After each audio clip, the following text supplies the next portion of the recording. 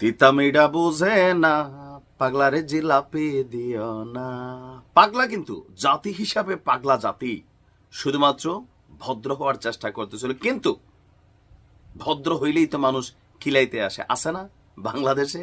আপনি দেখবেন আপনার শরীরের ওজন হয়তো 80 কেজি বা 100 কেজি, যথেষ্ট শক্তি আছে, এরকম 2, 4, 20, 50 কেজি হাত দিয়েই তুলে ফেলতে পারেন, কিন্তু এলাকার লোকাল শেষরা গলির ভিতরে কিছু টোকাই আছে না, এরা দেখবেন আপনার সামনে দাঁড়ালে মাঝে মাঝে আপনার এদের সাথে কথাবার্তা বলতে অথবা এদের সাথে ডিফিট করতে আপনার মনে হয় যে কেমন জানি, মানে 30-40 কেজি গাঞ্জুট্টি হিরোইনসি অনেক সময় আইসা সামনে দিয়ে যখন ভাবটাপ নেয়, তখন মনে হয় না যে বাম হাতে কষে একটা দিলে 3 হাত দূরে গিয়ে উইরা পড়বে।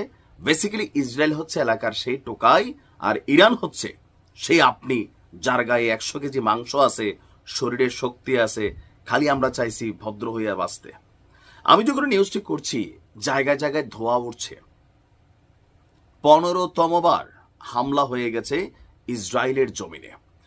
দর্শক, গতকালকে রাতে প্রথম ধাপে ছোট একটা হামলার পরই, ছোট হামলাটা হচ্ছে ওই যে পটাকাফাত বলছি না আপনাদেরকে, এরকম পটাকাপাতটা হচ্ছে কি, ইসরায়েলের আকাশ প্রতিরক্ষা সিস্টেমকে একটু খরচ টরচ করায়, এরপরে দিয়া সিরিয়ালি জায়গা মতো যায়, কেন রিলোড হইতে সময়টা লাগে।